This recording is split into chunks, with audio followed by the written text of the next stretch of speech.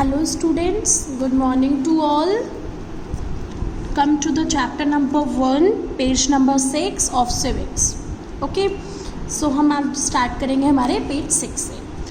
Let us try and understand what we mean by this through two contrasting situations in the recent history of Nepal, a country that border India on the north. That means कल मैंने आप लोगों को एक football के example से आप लोगों को मैंने समझाया था कि कॉन्स्टिट्यूशन क्या होता है ना. और मैंने क्या बताया था दैट कॉन्स्टिट्यूशन एक रिटर्न डॉक्यूमेंट होता है जिसमें सेट ऑफ रूल्स और प्रिंसिपल्स लिखे रहते हैं जिसे हमें फॉलो करना पड़ता है. ओके, एंड अगर हम एक और एग्जाम्पल देखें तो हम अपनी एक नेबरिंग कंट्री, हमारी नेबर है नॉर्थ की तरफ इंडिया के, नेपाल, जिसके बारे में हम यहाँ पे पढ़ेंगे कि उसकी जो रिसेंट में उसके साथ जो सिचुएशन हुई that is recent in the sense before the democracy and after the democracy. मतलब जब नेपाल में डेमोक्रेसी आ गई थी एंड जब नेपाल में डेमोक्रेसी नहीं थी. ठीक है, तब की सिचुएशन हम अब यहाँ पे पढ़ेंगे. Nepal was a monarchy. Monarchy क्या होता है स्टूडेंट्स? मोनार्ची मतलब होता है जहाँ पे अभी गवर्नमेंट वगैरह ना हो, वहाँ का जो कर्ता धर्ता होता है, बोलते हैं ना, वहाँ का जो रूल्स और प्रिंसिपल्स और जिसके अंडर में सब रहते हैं दैट वाज किंग. ठीक है, वो वहाँ पे एक राजा होता है जिसके ही अंडर में, और जैसे गांव के सरपंच होते हैं जिनके अंडर में सारी गांव होता है और उनके ही रूल्स और प्रिंसिपल्स को माना जाता है ना. तो Nepal was monarchy. That means पहले के टाइम पे वो मोनार्ची थी. The previous constitution of Nepal, which has been adopted in 1990, reflected the fact that the final authority rested with the king. ठीक है, जो पहले का कॉन्स्टिट्यूशन था नेपाल का, ठीक है, पहले का जो कॉन्स्टिट्यूशन नेपाल का था वो ये अडॉप्ट करता था, वो ये मानता था. कब था वो? 1990 में. नेपाल का जो फर्स्ट कॉन्स्टिट्यूशन था दैट वाज इन 1990. वहाँ पे वो ये मानता था कि जो भी वहाँ पे होगा उस सबका जो कर्ता धर्ता होगा, उसकी जो रिस्पॉन्सिबिलिटी होगी वो वहाँ के किंग की होगी, बिकॉज नेपाल वॉज मोनार्ची थी, कंट्री थी. A people movement in Nepal fought for several decades to establish democracy, and in 2006 they finally succeed in putting an end to the powers of the king. That means लेकिन वहाँ पे राजा था, ठीक है, सारे rules और regulations, सारे principles according to king होते थे, ठीक है, उसके अंडर में था पूरा कंट्री. बट आफ्टर, लेकिन उस टाइम पे भी काफ़ी सारे ऐसे लोग थे जो काफ़ी सारे मूवमेंट्स वगैरह बनाते थे और अपने हक के लिए लड़ते थे, दैट कि वो लोग एक कॉन्स्टिट्यूशन को इस्टेब्लिश कर सके, गवर्नमेंट को इस्टेब्लिश कर सके.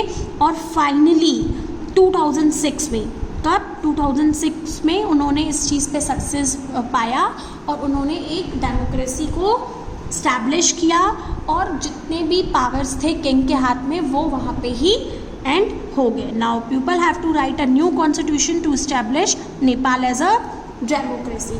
ठीक है, तो अब मैंने क्या बताया आप लोगों को कि हर एक कंट्री का अपना कॉन्स्टिट्यूशन होता है, क्योंकि उसके पहले तक नेपाल डेमोक्रेसी इस्टेब्लिश होने के पहले तक नेपाल मोनार्ची था. दैट मीन्स सारे अथॉरिटी किंग के पास थी, लेकिन पीपल ने फाइट करके अपने लिए, अपने हक के लिए किंग से सारी अथॉरिटीज़ ले ली और अब उन्होंने नेपाल को एक में डेमोक्रेसी इस्टेब्लिश कर दी.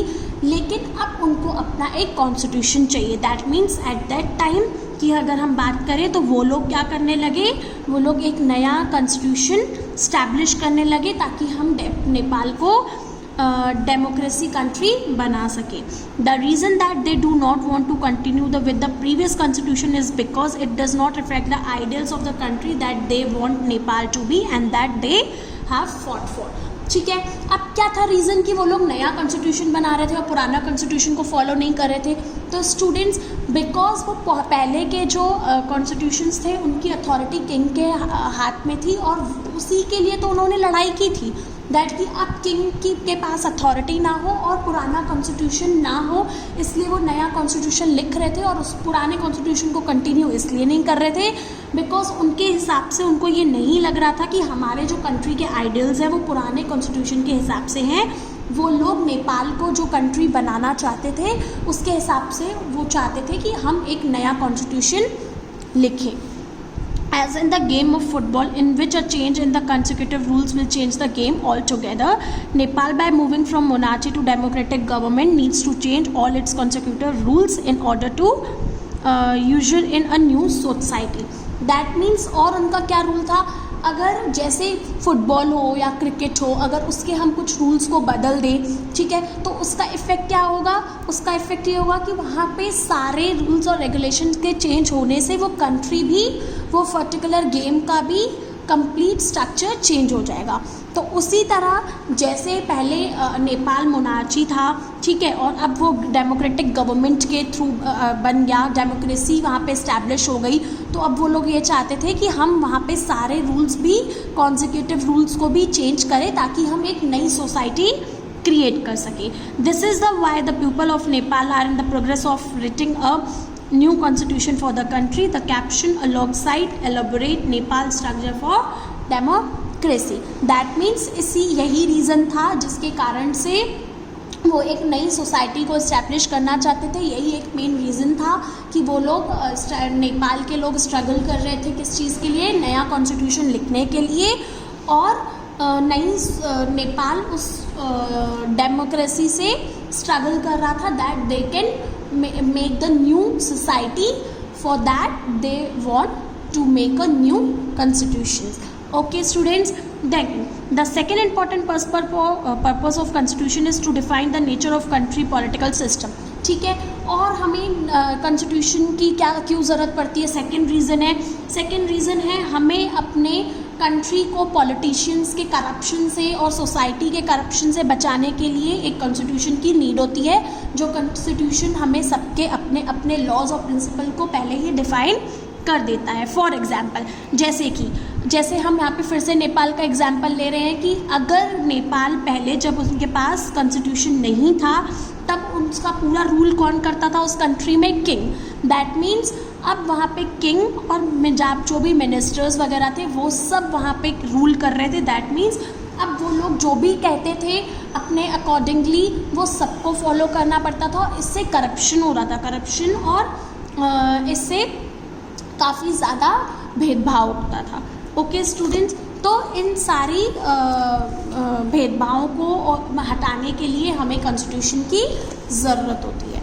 ओके, देन है पेज नंबर 7 में, that is the constitution play a crucial role in laying out certain important guidelines that govern decision making within the society। और constitution किस जगह पे भी काफ़ी ज़्यादा crucial role play करता है, हमें सारी important guidelines बताने के लिए, जो भी गवर्नमेंट के decisions होते हैं और जो भी गवर्नमेंट ने laws बनाए होते हैं उनको हमें define करने के लिए कॉन्स्टिट्यूशन की नीड होती है। In a democracy we choose our leaders so that they can exercise power responsibly on our behalf. However there is always the possibility that these leaders might misuse their authority and the constitution usually provide safeguards against this. ठीक है, क्या होता है democracy में क्या होता है कि हम अपने हिसाब से सारे लीडर्स को तो चूज़ कर लेते हैं, लेकिन फिर वो लीडर्स क्या करते हैं, वो लीडर्स अपनी अथॉरिटी का मिसयूज़ करते हैं और फिर क्या करते हैं, उसके बदले हमें करप्शन हमारी सोसाइटी में बनाते हैं, और उन सब करप्शन से सेव करने के लिए हमें कॉन्स्टिट्यूशन की ज़रूरत होती है, क्योंकि कॉन्स्टिट्यूशन क्या प्रोवाइड करता है, उन सब डेमोक्रेसी वाले लीडर्स और मिसयूज़ जो करते हैं पीपल, पॉलिटिकल पार्टीज़, उन सब से हमें बचाता है। तो यही सारे रीजंस हैं कि हमें कॉन्स्टिट्यूशन की नीड होती है। Okay students, thank you.